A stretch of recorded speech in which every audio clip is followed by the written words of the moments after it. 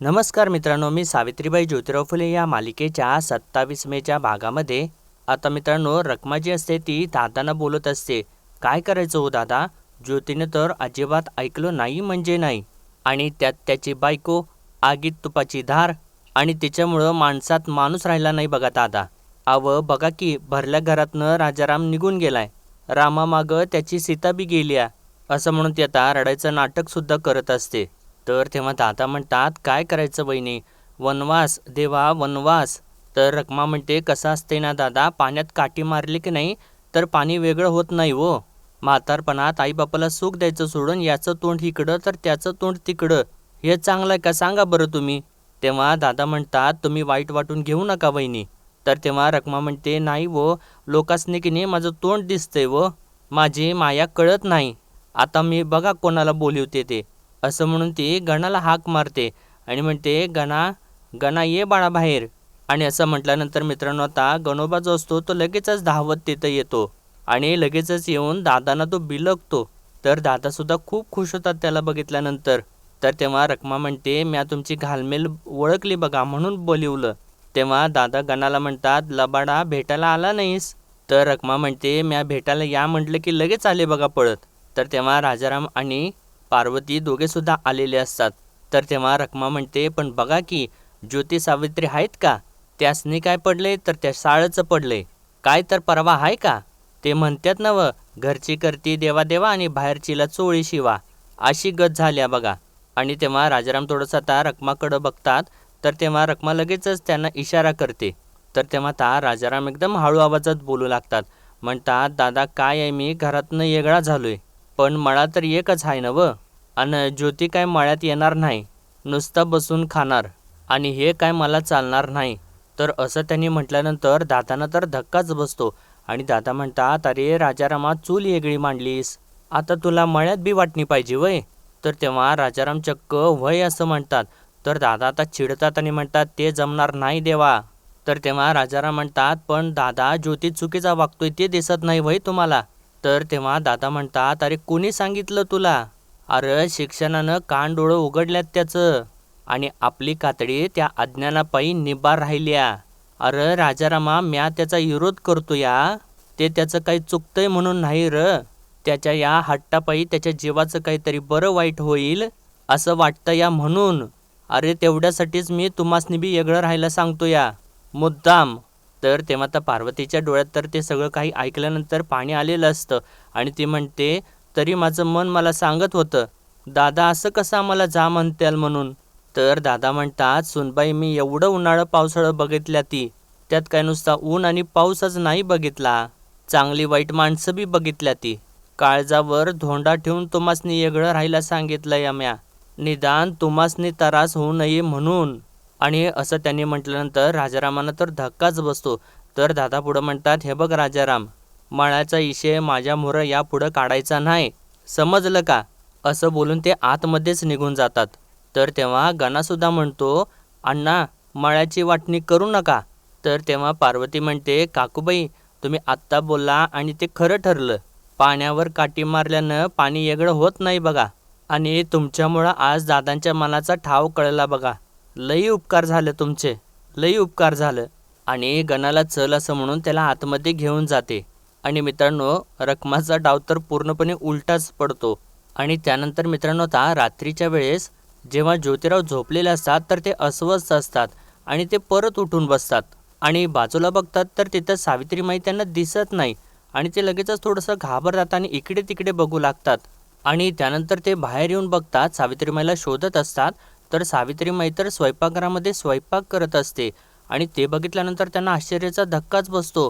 तर ज्योतिराव आता सावित्रीमाईला म्हणतात, अगं सावित्री, एवढ्या मध्यरात्री तू हे काय करतेस? तर तेव्हा सावित्रीमाई म्हणते, अहो उद्या मुली शोधायला लवकर निघायला लागल ना व, स्वयंपाकाची तयारी करून ठेवते. तर तेव्हा ज्योतिराव म्हणतात, हां बरोबर आहे तुझं, दे मी पण मदत करतो, असं म्हणून लगेचच ते तिच्या शेजारी बसतात. तर तेव्हा सावित्रीमाई म्हणते, अहो हे काय करताय तुम्ही, कशासाठी करताय? आणि जागं कसं झालात बरं तुम्ही? जावा जावा इथनं, झोपा बरं. तर तेव्हा ज्योतिराव म्हणतात, म्हणजे तू जाग आणि मी झोपतो, बरं दिसतं का ते? तर तेव्हा सावित्रीमाई म्हणते, अहो काय बरं दिसतं आणि काय नाही, तर सासूबाई आलं की मला ओरडा बसल, जा बरं तुम्ही झोपा बरं. आणि तुम्ही असं चुलीपाशी आलेलं मला आवडत नाही बरं का. तर तेव्हा ज्योतिराव म्हणतात का मी डाळी निवडायला शिकल याची भीती वाटते. तर तेव्हा सावित्रीमाई नाही असं म्हणते. तर तेव्हा ज्योतिराव विचारतात मग मी स्वयंपाक शिकल याची धास्ती वाटते. तर तेव्हा सावित्रीमाई तर हसत नाही असं म्हणते. तर तेव्हा ज्योतिराव विचारतात मग मी सुगरण होईल म्हणून चुलीजवळ येऊ नको का. तर तेव्हा सावित्रीमाई तर हसतेच आणि म्हणते अरे देवा तुम्ही काय बी होऊ नका, मालक हात खूप झालं. तर तेव्हा ज्योतिराव म्हणतात हाय ना, मग ऐक की माझं. तर तेव्हा सावित्रीमाई विचारते कधी ऐकत नाही हो. तर तेव्हा ज्योतिराव म्हणतात मग आता हे पण ऐकायचं, लागू दे हातभार दे इकडं. तर सावित्रीमाई परत म्हणते अहो नका, ऐका माझं. त्यापरीस हळदी कुकू कसं करायचं त्याचा विचार करा, उद्या कुणाकुणाला भेटायचं त्याची यादी करा आणि हे समजा लवकरात लवकर व्हायला पाहिजे. तेव्हा आता ज्योतिराव म्हणतात हां म्हणजे लोक म्हणतात ते बरोबर आहे, बायको शिकली की हुकूम सोडणार, आणि म्हणतात माझ्या संसाराला सुरुवात झाली म्हणायची. तर तेव्हा सावित्रीमाई म्हणते चला काय बी तुमचं उगीचच, असं म्हटल्यानंतर ज्योतिराव तर हसूच लागतात. तर सावित्रीमाई परत म्हणते आता जा उठा आणि झोपा. आणि मित्रांनो अशीच छान यांची रात्री निघून जाते. आणि आता दुसऱ्या दिवशी सकाळी सावित्रीमाई लगेचच सगळं काही छान असं आवरते आणि जाता जाता सगुणावला म्हणते अहो मी जाऊन येते. तर तेव्हा सगुणाव विचारते कुठं निघाली ग. तर तेव्हा सावित्रीमाई सांगते अहो त्या शाळेसाठी एक कार्यक्रम घ्यायचा ठरलाय ना, हे वाट बघत असतील मी जाते.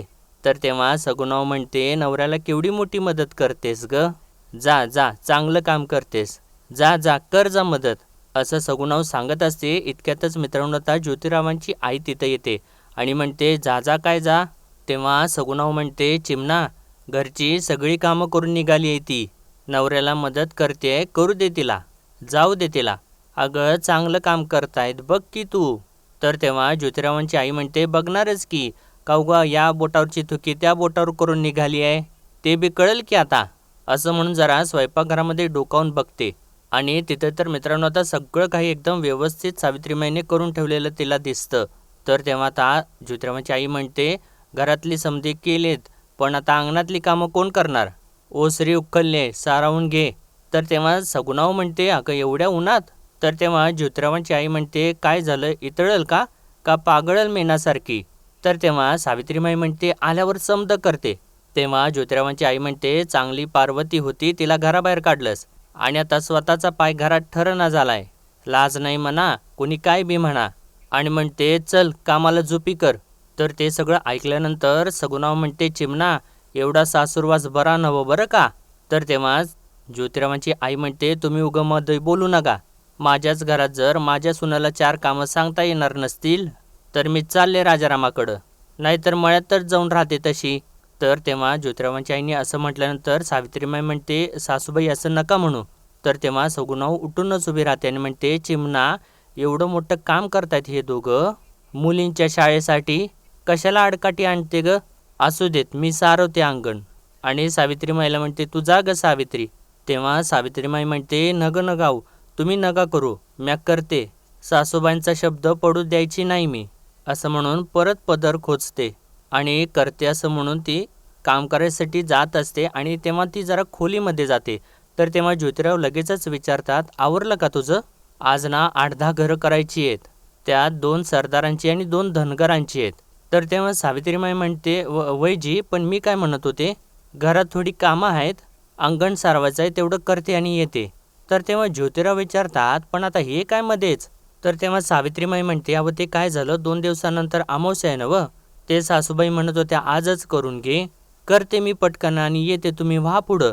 तर तेव्हा ज्योतिराव म्हणतात काय पुढं व्हा, आज सोबत जायचं म्हणून मध्यरात्रीपर्यंत काम करत बसली होतीस ना, आणि आता हे काय काढलं मध्येच अंगण सारवायचं, ते उद्या बघू. हे बघ सरस्वतीबाईंना भेटायचं आहे आपल्याला, हळदी कुंकवाचं बोलायचं आहे, तू तिथं असणं गरजेचं आहे कारण तुझ्या मनात आलेली कल्पना आहे, चल. तर तेव्हा सावित्रीमाई म्हणते नाही नाही समद बरोबर आहे पण सासूबाईंचा शब्द कसा मोडू. तेव्हा ज्योतिराव म्हणतात आईचं हे वागणं ना बरोबर नाही, मुद्दामून कामांचा भडीमार करते ती तुझ्यावर, हे अपमानास्पद आहे. तर तेव्हा सावित्रीमाई म्हणते अहो त्याचं एवढं काय वाटून घ्यायचं, इथं पेटेमधली माणसं रोज रोज आपला अपमान करतात, ते सहन करतोच ना आपण, ही तर घरातली माणसं आहे हो, सहन करायचं त्यात काय एवढं, तुम्ही व्हा मोरं मी घरातली समधी कामं उरकून येते, जा. तर तेव्हा ज्योतिराव म्हणतात बरं ठीक आहे पण सावित्री लक्षात ठेव आज तुझं तिकडं येणं खूप गरजेचं आहे, असं सांगून ते आता तिथून निघून जातात. आणि त्यानंतर मित्रांनो आता ज्योतिराव एका सरदारांच्या घरी जातात. तर तेव्हा ते बोलत असतात, ज्योती, अफजल खानाच्या झुंजीत आमचे पूर्वज होते. 50 माणूस एकट्यानं लोळवलाय. हे असं अंगावर समधीकडं नुसतं रगात. 10 रोज अंगावरच्या रक्ताचा नुसता वास गेला नव्हता. मग विचार करा कसली ती झुंज असेल. तर तेव्हा ज्योतिराव सुद्धा खुश झालेले असतात आणि म्हणतात मोठा पराक्रम. तर तेव्हा ते सरदार म्हणतात मोठा म्हणजे पानिपतात 4 तरणी बांड पडली तरी झुकलो नाही. जिजाऊ साहेबांच्या बरोबर पाठराखण म्हणून आधी चांभार गोंद्याला आलो, मग पुण्यात आलो. तर तेव्हा ज्योतिराव म्हणतात म्हणूनच एक सांगणं होतं, तुमच्या घरातली मुलगी शाळेत आली तर ती शिकल. आणि असं त्यांनी म्हटल्यानंतर ते सरदार असतात ते चिडतात आणि म्हणतात जमणार नाही ज्योतिराव, अहो आम्ही घरंदाज माणसं, काय बोलताय. आणि म्हणतात ज्योतिराव खरं सांगायचं तर आमच्यात पडदा पद्धत आहे, त्यामुळं अजिबात जमणार नाही. तर तेव्हा ज्योतिराव परत म्हणतात अहो ऐका. तर तेव्हा सरदार म्हणतात हे बघा ज्योतिराव, बायकांना मोकळीक दिली तर त्या ताळतंत्र सोडून वागतील, आरेला कारे बोलतील. आणि कसं आहे ना, कितीही झालं तरी पायीची वाहन पायीच बरी, असं म्हणून ते हसत असतात. तर तेव्हा आता ज्योतिरावांना तर त्या गोष्टीचा धक्काच बसतो आणि ते उठून उभे राहतात आणि म्हणतात अहो सर्जेराव, तुम्ही बोलताय काय हे, पायीची वाहन? अहो आपले पूर्वज स्त्रीला सहचारिणी, अर्धांगिनी, गृहलक्ष्मी म्हणत आलेत, जीवनसाथी म्हणत आलेत. हे पायीची वाहन कधीपासून म्हणायला लागलो आपण, आणि कुणाच्या पायीची वाहन? तर तेव्हा सर्जेराव म्हणत असतात हे बघा ज्योतिराव. तर तेव्हा ज्योतिराव थांबतच नाहीत आणि म्हणतात हे बघा सर्जेराव, जर असं असेल तर आपण स्त्रीच्या पोटी जन्म घेतला का पायातल्या वाहनीच्या? आणि आता असा ज्योतिरावांनी प्रश्न केल्यानंतर सर्जेराव तर गप्पच होतात.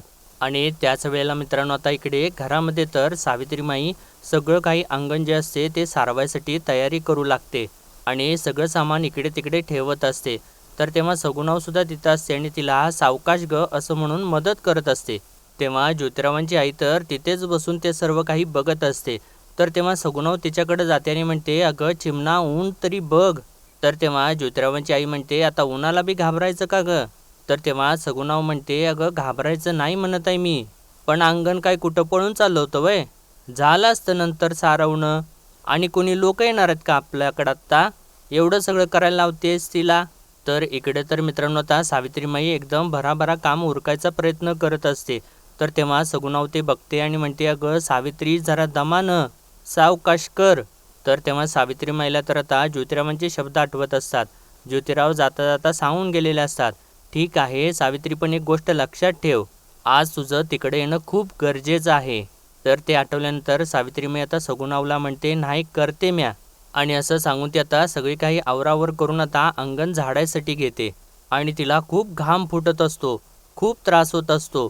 तर त्याच वेळेला मित्रांनो आता इकडे ज्योतिराव परत आता सर्जेरावांना सांगत असतात, अहो सर्जेराव, आपण निसर्गामध्ये प्राण्यांच्यामध्ये देव शोधतो आणि हाडामांसाच्या बाईला पायातली वाहन म्हणतो.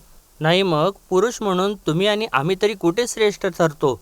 म्हणजे आपण वाहनीच्या पोटी जन्म घेतला, वाहनीच्या दुधावरती आपला देह पोचला, वाहनीच्या हाताने बनवलेलं अन्न आपण खातो, असं म्हणायचं का? मग आपली सगळी संतती ही वाहनेपासूनच जन्माला आली. आणि जर बाई पायातली वाहन असेल तर मग आपली आई, बहीण, मुलगी या पण पायातल्या वाहनाच का? आणि असं मित्रांनो आता ज्योतिराव बोलत असताना सर्जेरावांना तर धक्क्यावरती धक्केच बसत असतात आणि ते एकदम शांतच झालेले असतात. तर त्याच वेळेला आता इकडे सावित्रीमाई आता सर्व काही झाडून वगैरे घेते आणि आता सारवायसाठी सुरुवात करणार असते आणि त्यासाठी आता विहिरीतून पाणी उपसू लागते. तर ते सगळं बघत असताना सगुणावला तर खूप त्रास होत असतो आणि आता पाणी उपसून घेऊन येऊन सावित्रीमाई आता सारवायसाठी सुरुवात करते. आणि तेव्हाच इकडे आता ज्योतिराव सर्जेरावांच्या वडिलांना म्हणतात, दादा तुम्हीच विचार करा, अहो स्त्री काय काय करते, ती घर सांभाळते, लेकलं बाळ सांभाळते, माहेरच्यांशी असलेली नाळ तोडून सासरच्यांना लळा लावते, राम वनवासाला निघाल्यानंतर सीता बनून त्याच्या पाठीशी उभी राहते, त्याच्याबरोबर वनवासाला जाते, महिषासूर मर्दिनी होऊन दैत्याचा निःपात करते, शिवबांची आई होऊन त्यांच्या मनात स्वराज्याचं स्वप्न पेरते, भद्रकाली ताराराणी होऊन मोघलांना जेरी सांडते, अहो, स्त्रियांनी कितीतरी यशस्वी पुरुषांना जन्म दिलाय, त्यांचं संगोपन केलंय, त्यांच्या आयुष्याला आकार दिलाय. आई म्हणून, बहीण म्हणून, पत्नी म्हणून त्यांच्या पाठीशी ती भक्कमपणे उभी राहिलेली आहे. हे ज्याने कुणी तिला पायीची वाहन म्हटलंय ना, त्याला आधी खेटराने बडवलं पाहिजे आणि तो तुम्ही आम्ही मिळून मारला पाहिजे. आणि विचारतात, पटते का तुम्हाला? आणि तेव्हाच इकडे आता घरामध्ये तर मित्रांनो सावित्रीमाई लवकर लवकर काम उरकत असते. तर तेव्हा ज्योतिरावांची आई विचारते, काय ग सावित्री, कामाची एवढी घाई कशा पायी? तर तेव्हा सावित्रीमाई सांगते, अगोदरच उशीर झालाय, पटपट करते. तर तेव्हा ज्योतिरावांची आई म्हणते, नाही एवढं घाईत काम करणं बरं नवं. तर तेव्हा सावित्रीमाई म्हणते, जी पर एवढं काम उरकून मला मालकासनी भेटायला जायचं आहे सासूबाई, आधीच उशीर झालाय, आता थांबून चालायचं नाही.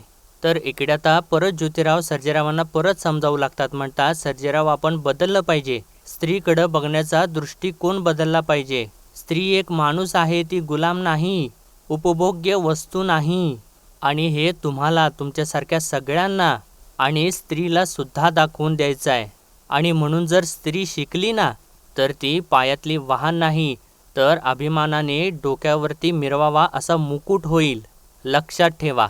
तर त्याच वेळेला आता इकडे मित्रांनो सावित्रीमाई आता बाहेरचं मोठं अंगण झाडायसाठी घेते.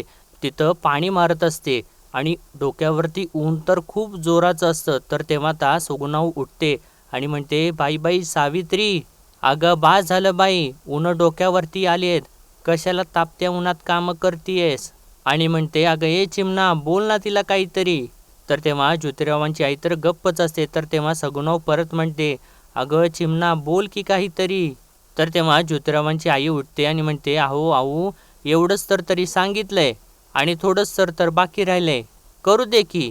आणि तेवढ्यातच मित्रांनो आता इकडे सावित्रीमाई पाणी मारत असताना तिला डोक्यावरती ऊन आल्यामुळे जोराची चक्कर येते आणि ती चक्कर येऊन खाली कोसळणारच असते. इतक्यातच आता ज्योतिरावांची आई धावत पुढे जाते आणि तिला सावरते आणि म्हणते, अगं बाई सावकाश, जरा दमानं दमानं, चल तिकडं चल, असं म्हणून सगुणावला म्हणते, आऊ पाणी घ्या बरं, असं म्हणून तिला आता सावित्रीमाईला धरून आतमध्ये घेऊन जाऊ लागते. तर इकडे त्याच वेळेला मित्रांनो आता ज्योतिराव सर्जेरावांना परत पुढं सांगत असतात. म्हणतात, सर्जेराव, मी माझ्या बायकोला अक्षर ओळख करून दिली आणि आज ती ठामपणे माझ्या पाठीशी उभी आहे. माझे विचार तिला न सांगता पण कळतात. मला अभिमान आहे माझ्या सहचारिणीचा, माझ्या सावित्रीचा. माझी बायको पायातली वाहन नाही, तर ती आणि मी समान आहोत, बरोबरीचे आहोत. तर इकडे मित्रांनो आता ज्योतिरावांची आई जी असते ती सावित्रीमाईला आतमध्ये घेऊन येते आणि बसवते आणि म्हणते, बस बस सावकाश बस. आणि तेव्हा सगुणाव तिच्या तोंडावरती पाणी मारू लागते आणि म्हणते, सावित्री, अगं ये सावित्री, हे घे पाणी पी, असं म्हणून तिला पाणी प्यायला देते. तर तेव्हा आता सावित्रीमाई पाणी पिऊ लागते. तर इकडे त्याच वेळेला आता ज्योतिराव सर्जेरावांना म्हणतात, ही भिंतीवरची मर्दुनकी अडकवली आहे ना, ती काढून ठेवा दादा, कारण कुठलाच धैर्यशील समाज कधीच स्त्रीची अवहेलना करत नाही आणि जो देश स्त्रीची अवहेलना करतो ना, तो देश कधीच प्रगती करत नाही. ज्या ज्या साम्राज्यामध्ये स्त्रीची अवहेलना झाली तरीसुद्धा ते साम्राज्य किती जरी मोठं असलं ना, तरी ते लयाला गेलेलं आहे, अगदी पेशवाईसुद्धा.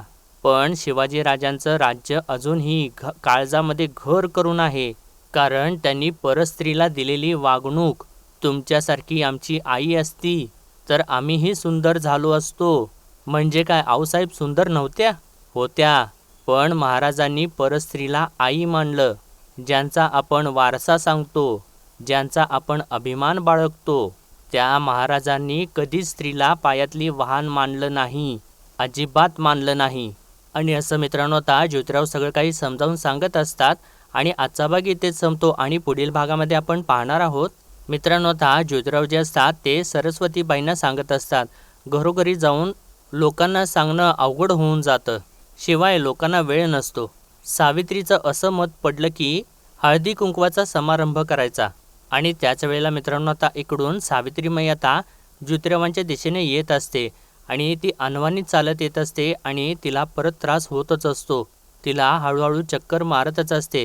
आणि तेव्हाच आता इकडे सरस्वतीबाई आता ज्योतिरावांना सांगते, 3-4 दिवसात कार्यक्रम आपण करू, पण त्यांना शिक्षणाचं महत्त्व पटवून देणार कोण? तर तेव्हा आता मोरोपंत म्हणतात मी देईन. तर तेव्हा सरस्वतीबाई म्हणते पुरुषांच्या समोर बायका बसणार नाहीत. पुरुष नको, कुणा बाईनंच शाळेचं महत्त्व सांगितलं पाहिजे. आणि आता असं तिने म्हटल्यानंतर या दोघांना सुद्धा मोठा प्रश्न पडतो. आणि तेवढ्यातच मित्रांनो इकडून आता सावित्रीमाई तर येतच असते. तर मित्रांनो आजच्या पुरतं एवढंच आणि भेटूया परत उद्याच्या भागामध्ये. तोपर्यंत आपल्या व्हिडिओला लाईक शेअर आणि सबस्क्राईब नक्कीच करा. धन्यवाद.